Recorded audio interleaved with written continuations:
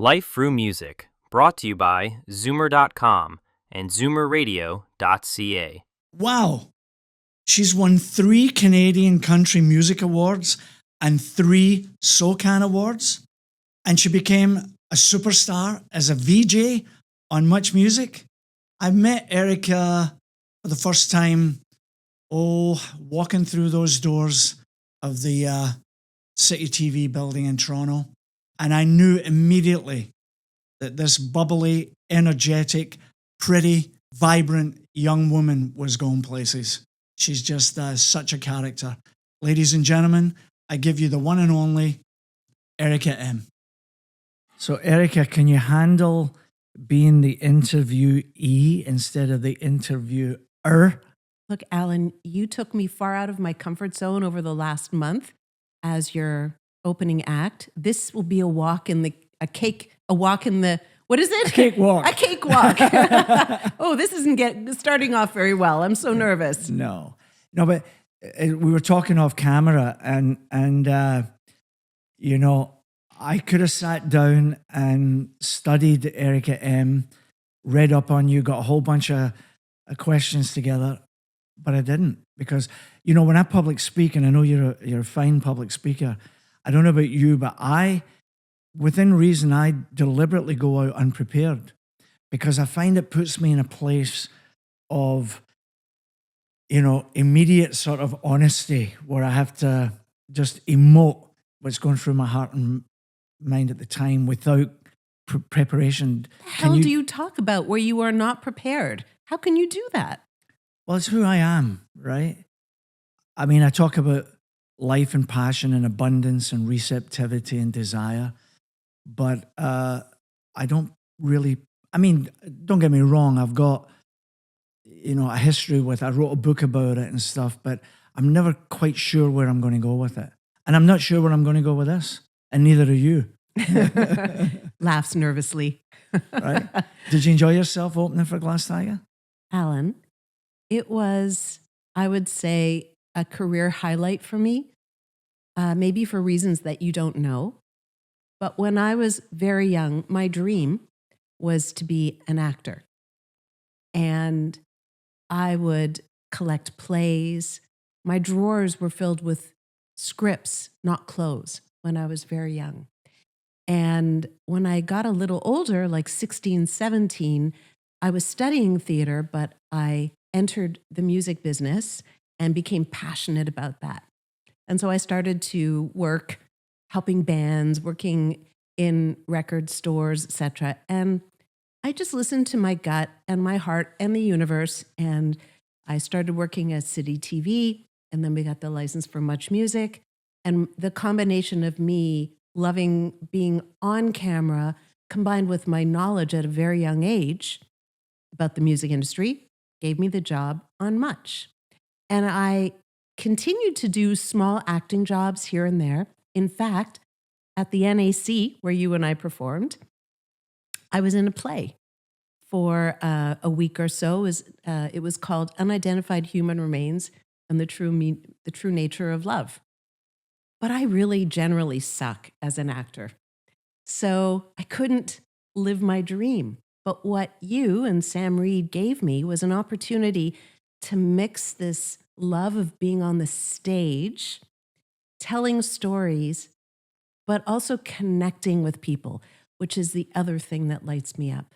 So I guess after 40 years of working at MuchMusic, I was finally in the band. See, one of the things that's fascinating, like if we're sitting here having a cup of tea, by the way, but if we were standing together in a bar, getting to know each other, this is exactly why I love the fact that I'm unprepared as we chat, because that's how I would get to know you. And I know that you've got this inner core of people who know that you do these other things, but the general population, and Alan Frew, who's known you for, 36 years, I knew nothing like this, like how fine a public speaker you are. You're an advocate for, you know what I'm saying, for women's rights and people in general and blah, blah, blah. And you were an actor. And I knew none of this until you sit here and tell me about it. Now, if you had walked up to me in the bar, I would have told you to fuck off.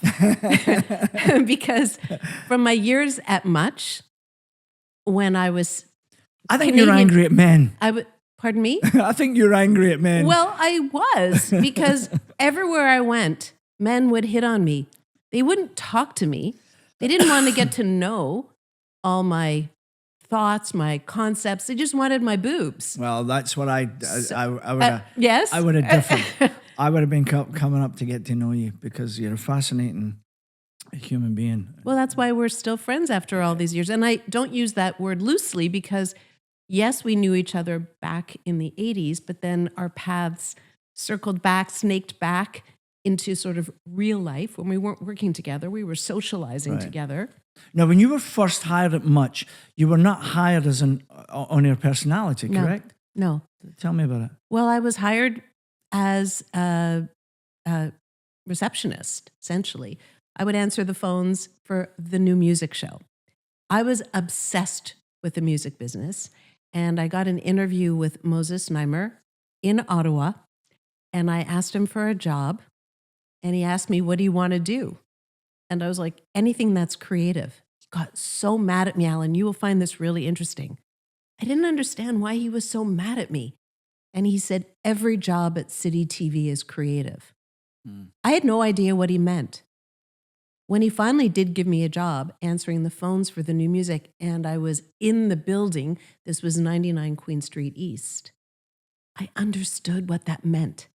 Every single person who he hires, he believes has the potential to be a leader in some way, a creator in some way. And he gives zero direction and full opportunity to use his suite of toys, cameras, microphones, studios, colleagues. And he watches to see what you do. And I was one of those people who was, I don't know if the word was ambitious, but desperately creative. I always wanted to learn more. So I started working at the cable company at nights and on weekends for free, learning to do on-camera stuff. And I started working with different people in the studios, learning production. I was just on fire in the scene. And so when MuchMusic got the license, I made a demo tape at McLean Hunter Cable. I showed it to my bosses, John Martin and Nancy Oliver. No, I lie. I showed it to J.D. Roberts. And J.D. went, this is shit. And he said, let me do one for you. And he asked the crew, let's shoot one for Erica, because I'd been working with him for the last 3 years. And they shot a demo reel with me. And that's when John and Nancy said, okay, let's throw her on. Now, this is what's fascinating, because when we talked off camera and a little bit here where I said, I like to public speak basically unprepared and do these interviews unprepared. When I watched your show, when you were opening for Glass Tiger, I think the moment I was proudest of you was hearing about and watching that young girl basically getting thrown to the lions. Erica, you're on. And how tough that must have been at first. So there you are. There's a camera. You're on television for the first time, basically for the first time. Let's go. Make it up as you go along. It was horrible, to be honest. Yeah. I tell the story in your show when I'm on tour about my first time, and I was so excited. I was with JD. He introduces me to Canada, and I literally fucking freeze. Like my jaw locked. My entire body froze. I couldn't talk. Can you imagine the shame? And that was just the beginning of the shame of me not being able to articulate my ideas coherently. I was 23 years old with virtually no training. And by the way, no one does live, unscripted television for 4 hours every day. No one. Name one person. Yeah. Not even Second City. Those guys go out for an hour, and they have a trained team of people that they're with who understand the art of improv. I didn't know any of that. So I had to absorb it. I had to make mistake after mistake. And the fan mail that I got was not happy with me. Mm-hmm. They also didn't like the way I looked. I wasn't pretty enough. My nose was too big. I didn't look right for someone who was on TV. And they were not wrong, because when you looked at people on television, I didn't look like them. Moses Znaimer was visionary. He hired people who looked like people, not like stars. I grew into that role. I changed, I think, the definition of what a star looks like in Canada. But that's only because Moses and the team at Much let me learn on the job. They let me make mistakes, and they had this vision that if people watched me through the years, they would grow up with me and they would be really connected. And when I walk out on the stage with you for the tour, and the applause like blew my mind. This was 40 years later. And I think it's like a gratitude thing. It's the audience is saying thank you for being a part of my youth. Oh, for sure. I mean, as much as the bands themselves, you know, you and JD and Christopher Ward and Denise, and you became, I mean, I remember standing in a pub. We were shooting a video in Dublin, Ireland, for the song, my song, with the Chieftains. And poor Don Allen, the director, every time we'd go, cut, we'd go, oh, there's a pub, let's go for a pint. And I remember standing in a bar in Dublin next to this wee guy who was covered in coal. He was a miner, watching you on Sky TV. They allowed it on for an hour. Mm-hmm. And I felt connected. You were home. Because there's Erica. You quite possibly, I think one time you introduced a Glass Tiger video, which tied it in. You guys were household names and as much a part of the music scene as the bands themselves. Yes, we were also cultural curators, which is the thing that I hold on to with such pride. The people who were on camera, we didn't have scripts. We weren't told what to say. So we, I think, had a great responsibility to choose our words wisely, because kids from the entire country, coast to coast, were hanging on every word that we said. And I used it. I used it to be a good girl. I am a good girl. So for those of you who think, oh, Erica M was a party girl and slept with all the bands, I hate to disappoint you, but I was fucking boring. I did not fit the role in that way. I was the one who did the book show. Like I was a nerd. Most people who succeed are, by the way. The ones who don't fade out, they burn out. But it was a great responsibility for me to be like, I think, Taylor Swift today, which is someone who loves what they do and encourages people to be kind and love what they do and think differently. She is, I think, right now, my role model. Wow. It'd be amiss of me if I don't touch on it. The misogyny that went on in our era, a young 22, 23-year-old pretty girl on television dealing with a man's world executively, and then these bands coming in. Talk about it a little bit. Well, I think that the problem is this entitlement that the music industry handed these bands. No one slapped their fingers and said, don't do that. Right. And by the way, it made great TV. And when in the show that I did with you, I would ask people, do you want to know who my least favorite band was? And then I said, throw out some names. And they would throw out like 10 names of huge bands. And I always said, yep, they were all assholes. Every single one of them were.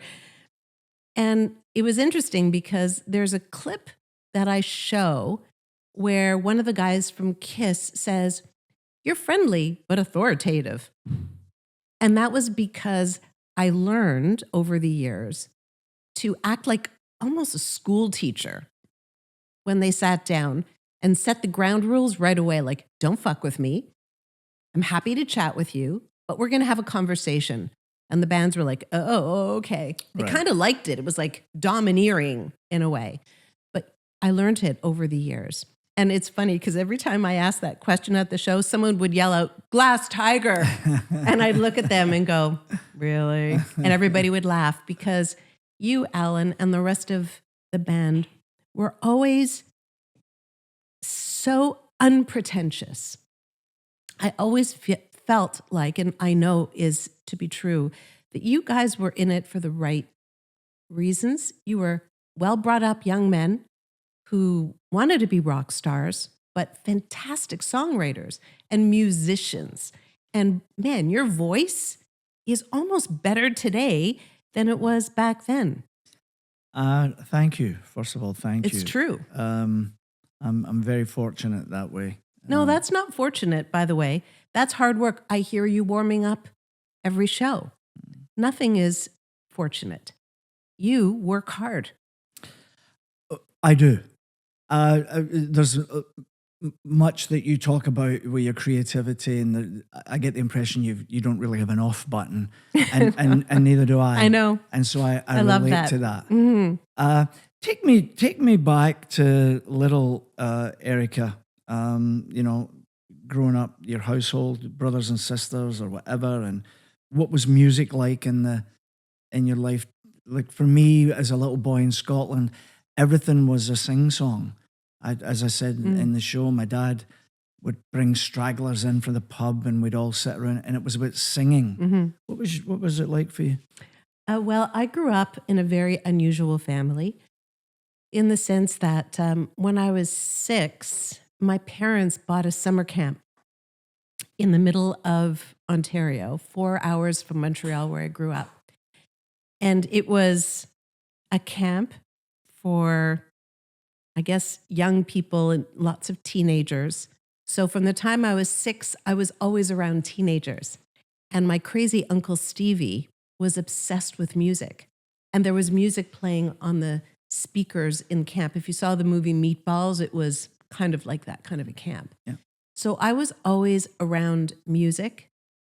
My uncle used to drive this big suburban where he would take all the campers on trips and blast music. And my parents would drive us to camp every weekend, 4-hour drive back and forth, my sister and I. And they had their 8-track tapes, and they would play Crosby, Stills, Nash and Young, Joan Baez, Woodstock. But I listened to it like that's what I grew up on. So music has always been part of my family. I would say my parents were not hippies, but that was the kind of music that I grew up on, and lots of Barbra Streisand. Right.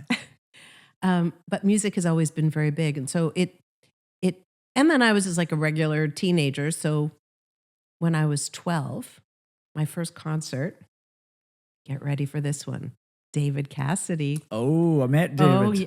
What's that? I met David. He was lovely. He is lovely because I met him too on Much. It was one of those, because I met him. But when I was 12 and went to see him play, he was decked out in like an Elvis Presley jumpsuit. And from the moment he walked out, all the girls started screaming. I was with my dad. And I started to cry because I couldn't hear him. I was like, Dad, I can't hear. Daddy, I can't hear. I said, I want to go home. So I didn't stay because I wanted to hear the music. Yeah. And to me, that's very consistent with who I am. I don't care about the superficial look of the band. It's their music and what they have to say. And David Cassidy. Wow. Isn't it wild what we've done in our lives, the journey that it's taken us on? Like, here's 12-year-old Erica, like, flipped out over David Cassidy, and say 12-year-old Alan, like, flipped out over the Beatles. And then we go on these journeys of life, and now you're interviewing David Cassidy. I'm shaking hands with Paul McCartney, and what a journey, huh? It's incredible. I pinch myself, even being on stage with you. Ah, That's a huge moment. And I describe it in the show. It's like a full circle moment for me. It was magical. And by the way, I really had never been on a tour bus before. I found that out. It was hilarious. I thought and I was for like, sure you "Oh, would. fuck, I have to sleep in that?" Yeah. And when I picked the bunk, actually it was Carmela who said, "Which bunk are you staying in?" I was like, "I don't know." She goes, "Oh, you didn't pick yet?" And I was like, "Wait, did I miss the memo?" And she was like, "Yes, you did. You have to get in there right away and you have to get the middle bunk." And I was like, "Oh, fuck." So I got the shit one. Oh, you were on the bottom? Yes. See, I should have come on the bus and chased somebody out the middle and given it to you. Yeah. I do carry a big stick at times. It was an incredible experience. I mean, even though it was shit and I got sick and it was horrible, it was amazing. Wow, what a wonderful attitude to have on that topic. My God, Alan, I got to understand what you and so many other people. That was home. Yes. And I never understood that.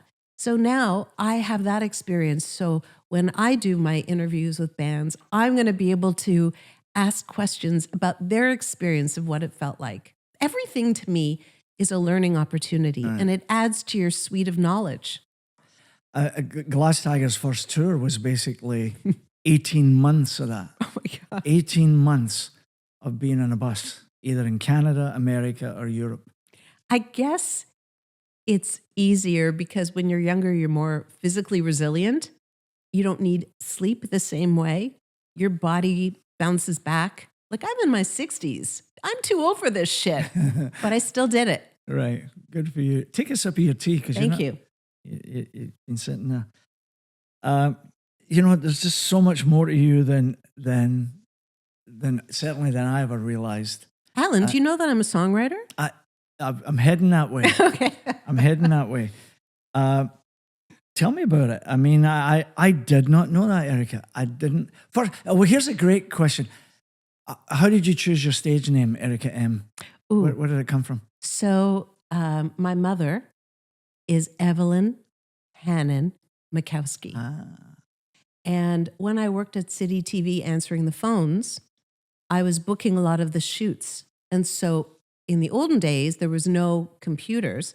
So people were sending me press releases via the mail. And so they'd always say, "Okay, what's your name and how do you spell it?" And it took me a long time. So finally I just said, fuck it. And I said to my mom, "Would you be okay if I use my sister's," because she's the one who came up with EHM, "would it be okay if I adopted that as well?"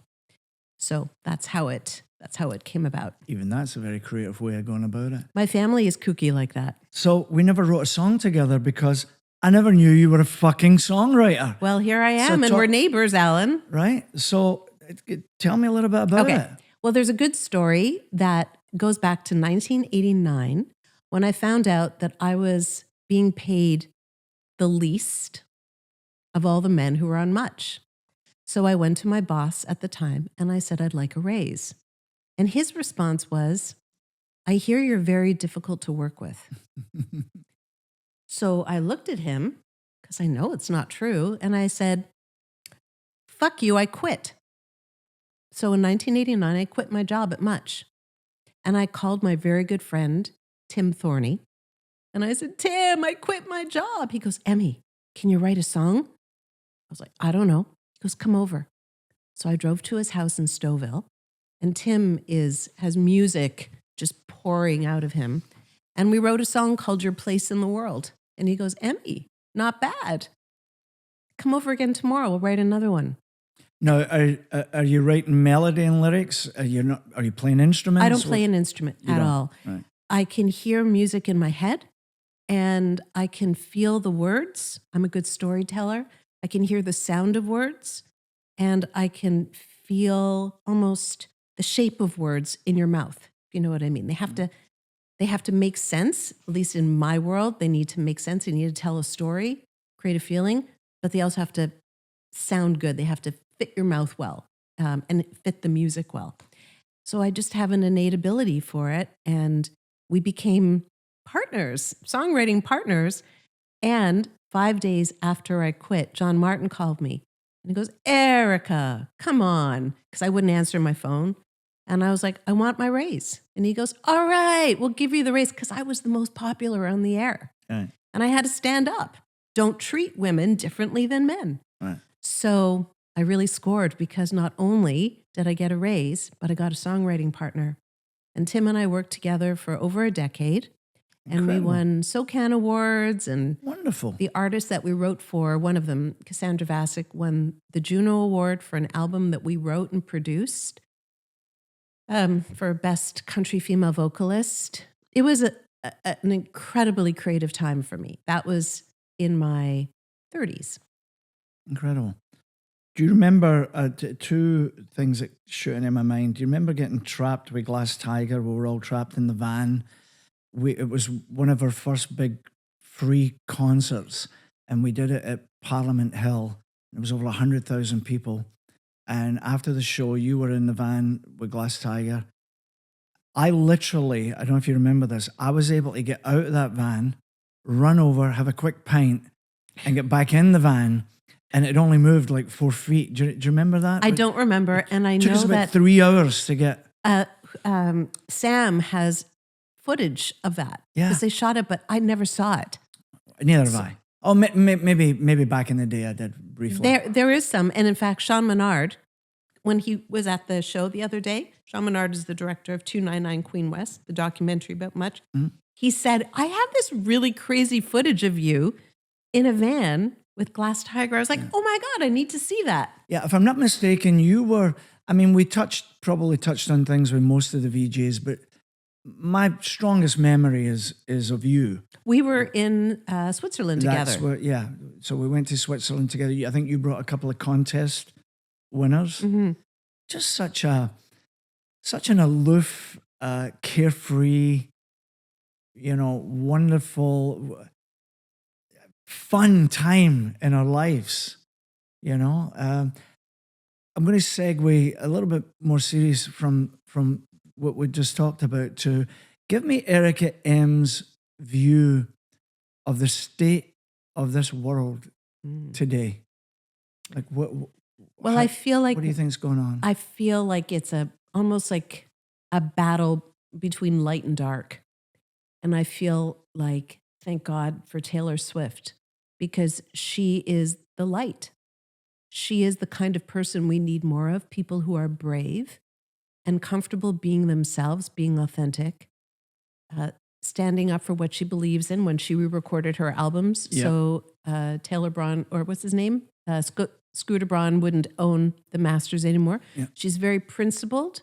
She's very kind. And I feel like people have been swayed to go into the darkness for some reason. So I feel myself really compelled to be a voice of positivity. So, for example, right now, there is this movement amongst women to get all kinds of facial procedures to look younger. And it's costing women thousands of dollars. And these corporations are raking it in. So all they need to do is just make women feel insecure and say, you're getting older. And then women will just hand over all their money. So for me, that's a big issue. So I refuse to do any of that. And look at me, I'm aging in front of your eyes, but I'm okay with it because I am this age. And I feel like all these procedures that people are going through is sort of it's a metaphor for us being inauthentic, hiding who we really are and trying to be someone else. There's nothing wrong with getting older. Of course. Because as you get older... I know as men we get away with that a little bit. A little bit, but people are more lenient towards us. 100%. And there's now more pressure on men too. It's trickling into that because, of course, if they're going to make money off of women being insecure, why not then work on the men and get their money also? So there are men who are getting Botox and all that kind of stuff because they're afraid of not being able to get a job because they look old.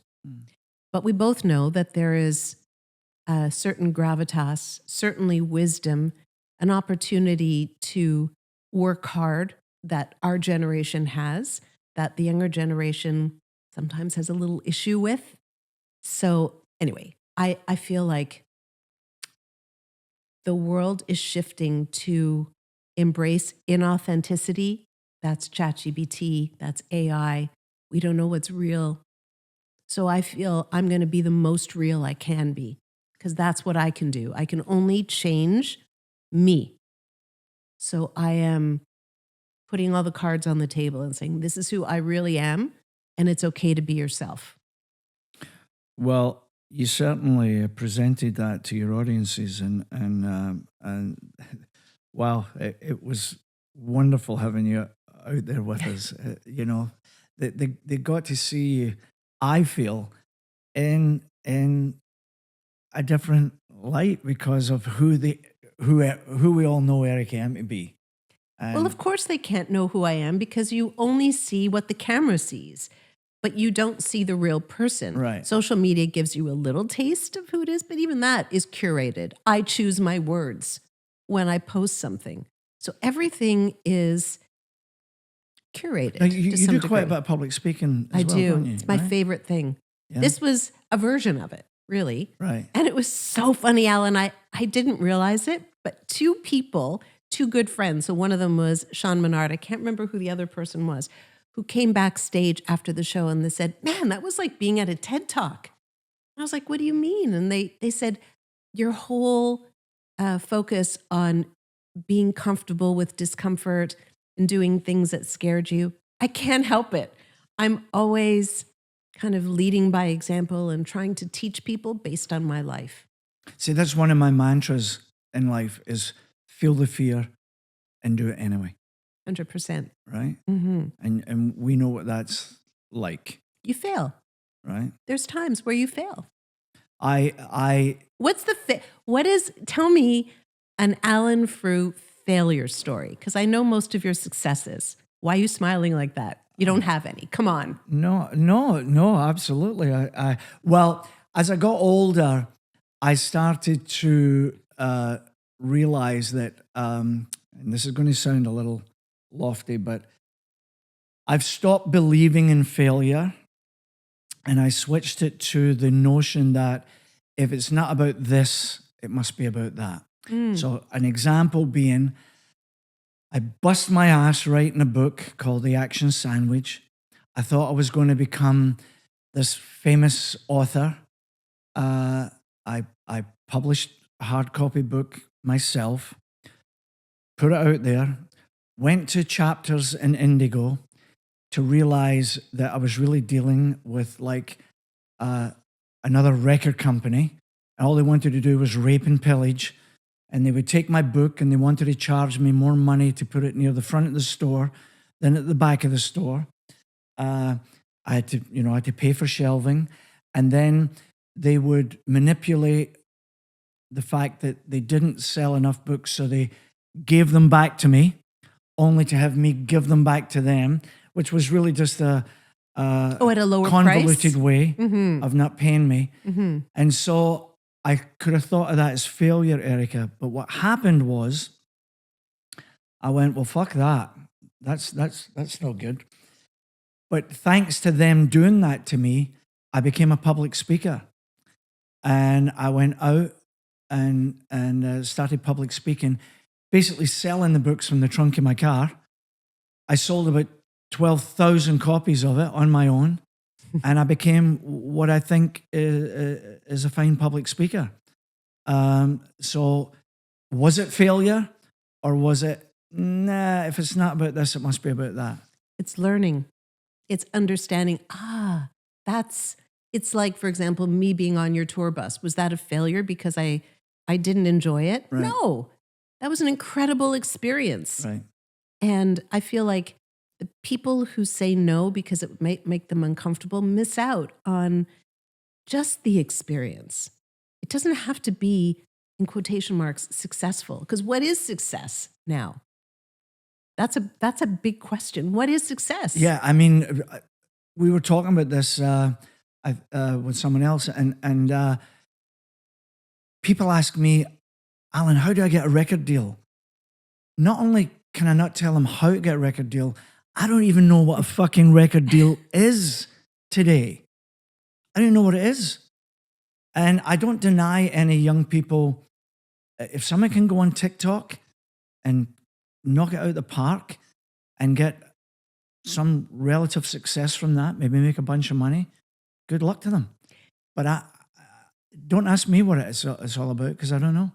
To me, success is doing what you love, being able to earn a living, maybe not doing what you love, but being able to earn a living, doing what you love, and to sustain it. Bingo. Because on a personal level, I say success on your own terms, right?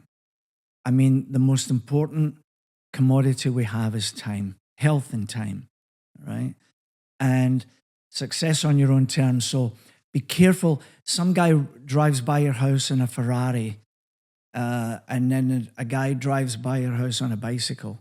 Be careful who you think the most successful one is, right?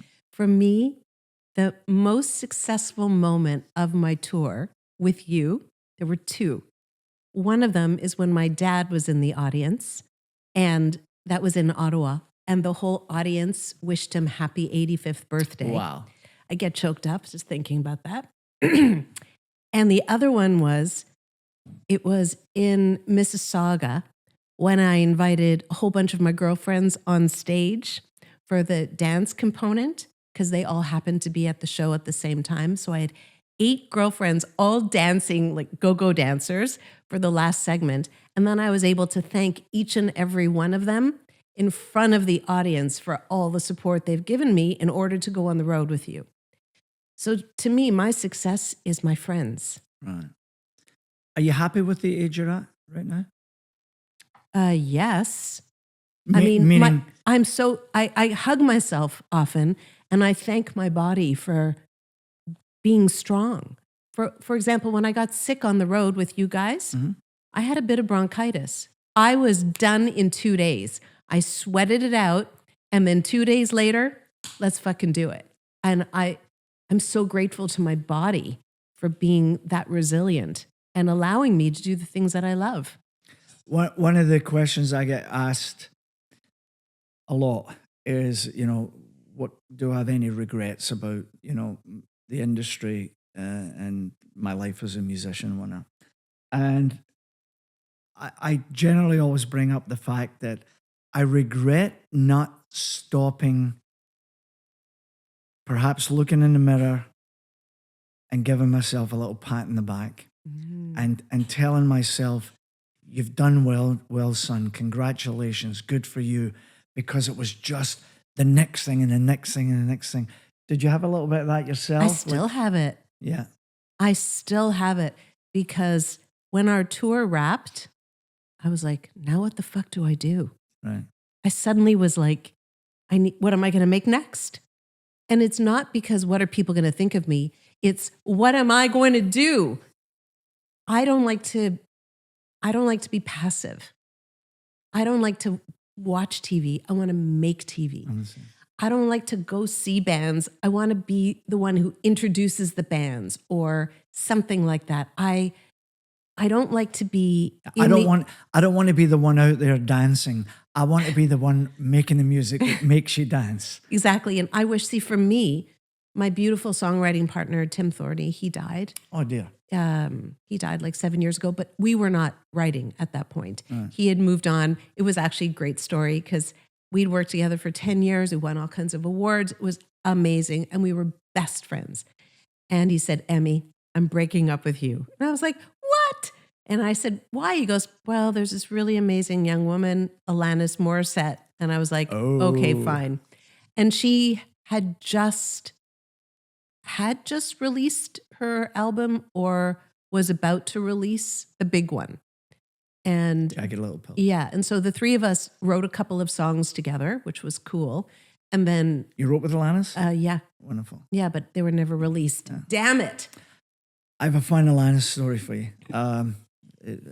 I rented a wee house in the hills in Los Angeles to do a solo album. And a I was coming home this way for about this time of year, I think it was, and John Jones, my partner at the time, asked a favor. And I said, what is it? He said, there's a young Canadian singer. She's coming down to record and she's got no place to stay. And would you mind if she stayed in your wee house? And I said, no problem. I'll leave the key under the mat. What's her name? And it was Alanis Morissette. And the irony was, one of my finest pieces of work is a solo album I did called Hold On. I'm very, very proud of it. But the irony was that when I finished it as a 40-year-old male contemporary sort of singer, she released Jagged Little Pill, and the world immediately went, oh, we don't want 40-year-old contemporary males. We want 17-year-old angry females. And she was on David Letterman, and I went, oh, fuck, that's just going to go through the roof. It's going to be sensational. Of course it was. But you had your time. Of course. You know, we all have our ups when we're the shit. And there's other times where we make our art, and we made our art. And that's the high. Yeah. Okay, the universal question that no matter what walk of life they come from on this podcast is this. Erica M., what does music really, really, really mean to you? These days, music is a distraction. I actually can't listen to music these days. My brain is so busy, and I want to listen to my brain. Mm-hmm. I like what's going on. I like my thoughts. So I prefer to listen to my own thoughts or to books, audio books, because words make me salivate. And right now, the only music that I'll listen to is when my kids say, Mom, you have to hear this song.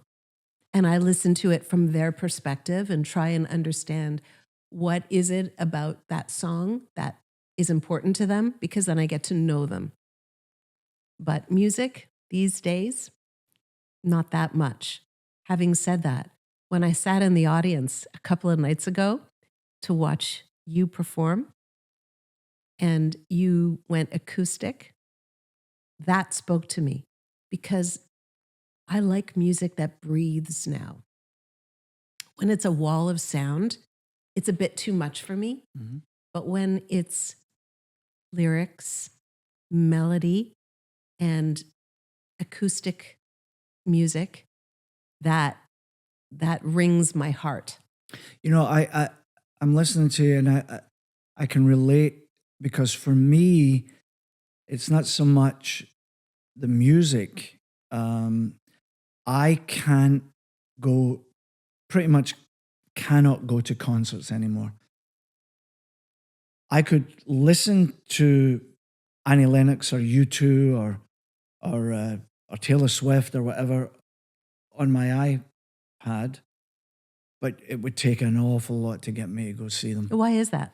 Because I that's what I do. And the last thing I want to do on my downtime is, like, I went to see U2 and I was in the pub after 5 songs. Are they brilliant? But of course they're brilliant. Is it too much on your ears? It might just be too much on my ears, too much on my being, you know. And so I'd rather not do it because it's what I do. So what do? I paint. I write. I'm writing a book. I'm writing a novel. I'd rather do that than drag my ass down to, you know, Scotiabank Centre and watch a concert. It's so funny. I am exactly like that. It's weird. I did go see Cyndi Lauper at the Scotiabank, which was very unusual for me to go to a large show. And I have to say, I was not disappointed. She's 70 years old. Wow. And when she was doing the song Money Changes Everything and rolling on the ground, I was like, you go, girl. Right. I went there to support a woman who has always been herself unabashedly. And she did not disappoint at 70. Marlon Dennis asked me, because we talked a little bit about that, and she asked me, what's the last concert you did go to? And it was Prince at Massey Hall. That was the last concert you went to? Yeah, Prince at Massey Hall. And he didn't play one hit. He actually teased us. He got on the piano at one point, touched a chord and went, "It's been 7 hours and 50. And then he stopped immediately. And everybody went, and he went, "Oh, fuck it, you don't want to hear that." And it was just a tease. But what a show.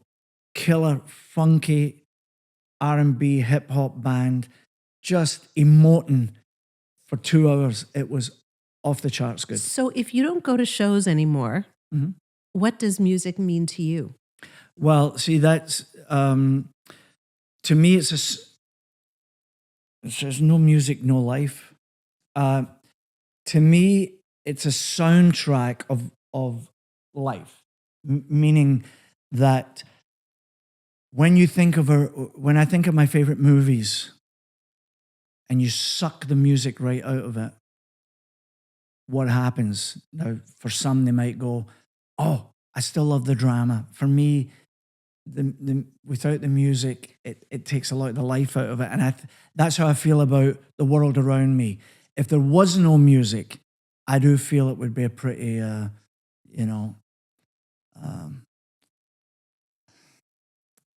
I say, sad and emotionless kind of state to be in, where, like, when Pavarotti hits that note in Nessun Dorma, it changes my life. And I go there with him every time he does it. And if it didn't exist, I'd feel kind of empty. I think some people take music for granted. So when they say to you, "I could take the music out of a film and I'd still enjoy it," I think they don't understand the underlying effect that music has in film. Exactly. Because you almost don't hear it, but it changes it's telling you what emotion to feel. Right. I will say that when we were on tour on December 7th, it was my daughter's 21st birthday. So I put a little post together on Instagram and I chose a song underneath it. And I'm not sure what movie it's from. Lava. The song is Lava. And it's maybe from Moana. I'm not sure. But it's this beautiful song about a volcano and done in a Hawaiian style. And I did the acoustic version because when she and I traveled to Italy like 10 years ago, I used to wake her up every day with that song. And when on her birthday, when I called her, "Happy birthday," and she goes, "Mom, I heard the song that you chose." And she goes, "I loved it." And I started bawling. I did, not her. And that's what music does. There you go. So you just opened up. Yeah. It was that silly little sweet song. That's about my love for her. Wonderful. What a way to leave it. Thank you. You're welcome. Wow. So there you have it. Like I say, the amazing Erica M. right here on Life Through Music. Thank you, Erica.